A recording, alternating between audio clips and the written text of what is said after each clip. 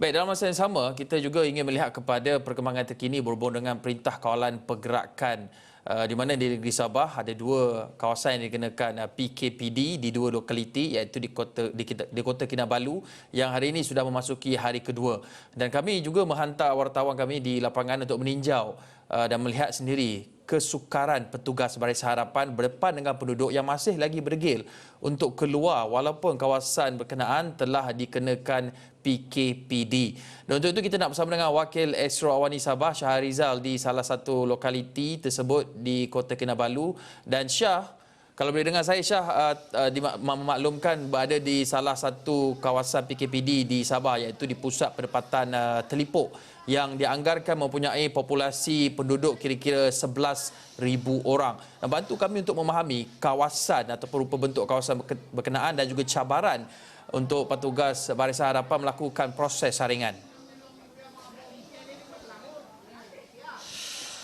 Baik Hakim, terima kasih Hakim. Sebenarnya pada semalam Menteri Kerajaan Tempatan dan Perumahan Datuk Seri Masdi Manjun mendedahkan maklumat sebenar berkenaan angka penduduk yang berada di penempatan Telipuk ini adalah seramai 15,000 orang yang dibahagikan kepada 3 fasa iaitu fasa 1, fasa 2 dan penempatan Telipuk baru. Dan kalau nak ikutkan kawasan penempatan Telipuk baru ni Hakim, ini adalah satu-satunya kawasan pemindahan yang dilakukan dahulunya, mungkin 30 tahun dahulu, untuk pemindahan daripada penduduk di Pulau Gaya untuk berada di penempatan Telipuk ini sahaja, iaitu betul-betul berada di atas bukit di mana saya berdiri ketika ini adalah merupakan tapak surau yang menjadi juga tempat saringan test yang sedang dilakukan oleh Barisan Hadapan.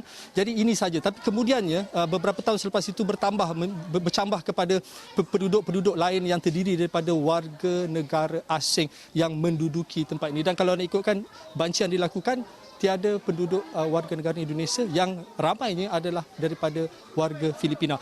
Dan bercakap berkenaan dengan cabaran yang dihadapi oleh frontliners, kalau ikutkan hari ini sebenarnya pasukan Jabatan Kesihatan Negeri Sabah yang diketuai oleh Dr. Pakar Perubatan Kesihatan Awam Dr. Azimullah Zakaria memaklumkan bahawa mereka sebenarnya terpaksa pergi rumah ke rumah untuk memujuk sebenarnya mereka ini untuk datang. Kalau ikutkan Hakim, kita boleh panggil ini sebagai Little Brazil lah sebenarnya kalau ikutkan kawasan perumahan ini terlalu padat dan mereka ini sukar untuk diajak keluar untuk melakukan saringan ini. Kerana apa? Pertama, mereka ada yang tidak mempunyai dokumen kerana mereka menyangkakan bahawa saringan-saringan yang dilakukan ini memerlukan kad pengenalan. Tetapi apa yang dilakukan oleh Jabatan Kesihatan Negeri Sabah, khususnya Kerajaan Negeri Sabah, adalah atas dasar peri kemanusiaan untuk memanggil mereka. Setiap 12 rumah, bancian daripada setiap 12 rumah akan dipanggil satu wakil keluarga untuk memujuk mereka-mereka yang ada untuk datang sendiri. Dan saya sempat untuk bersama dengan beberapa pegawai perubatan yang cuba memujuk mereka-mereka yang berada di sekitar ini. Ada yang mereka enggan, ada yang cuba menipu, yang mengatakan mereka telah melakukan, tetapi tiada di dalam rekod yang ada pada hari ini kerana saringan baru saja dilakukan pada hari ini.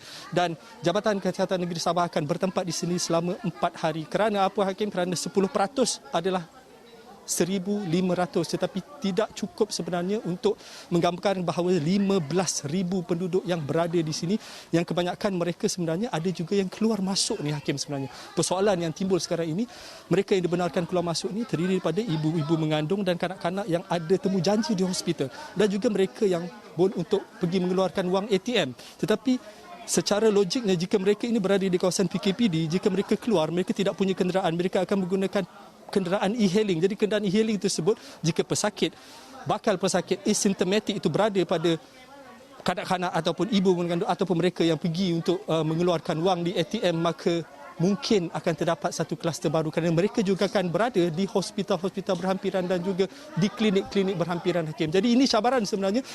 Mungkin kita boleh sampaikan kepada penduduk di luar sana untuk memahami, dan penduduk di sini yang sedang mengikuti Astro Awani untuk memahami bahawa tiada pengenalan diri yang diperlukan, melainkan mereka hanya perlu datang di sini secara percuma untuk saringan ini kerana jumlah mereka di sini terlalu ramai Hakim, dan keadaan di sini begitu berbahaya. Syah, ya.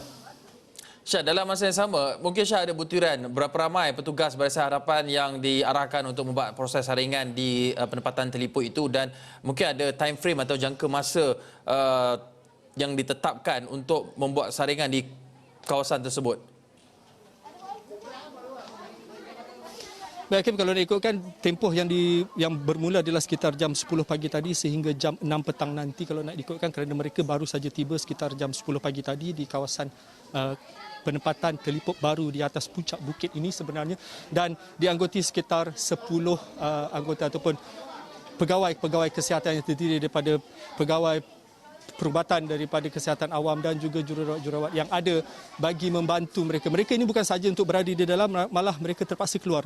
Pegawai-pegawai ini, doktor-doktor ini terpaksa keluar memujuk mereka ini. Ada memang sebenarnya mereka enggan memberi kerjasama, dan kalau di luar pula, kalau di bawah sana sekitar 15 minit atau 20 minit berjalan kaki, kita boleh saksikan mereka yang sebenarnya degil. Mereka mahu juga keluar ke bandar, sedangkan mereka tidak boleh dibenarkan untuk berada di kawasan luar daripada PKPD ini. Dan itu sebenarnya yang dihadapi oleh, kalau ikutkan sebenarnya ada juga kedai-kedai runcit macam di belakang saya ini. Kedai runcit ini sebenarnya dibuka mengikut tempoh 6 pagi sehingga 2 petang. Jadi mereka boleh menggunakan proses ini, tapi mereka ada perkara lain sebenarnya. Mereka ingin keluar daripada sini.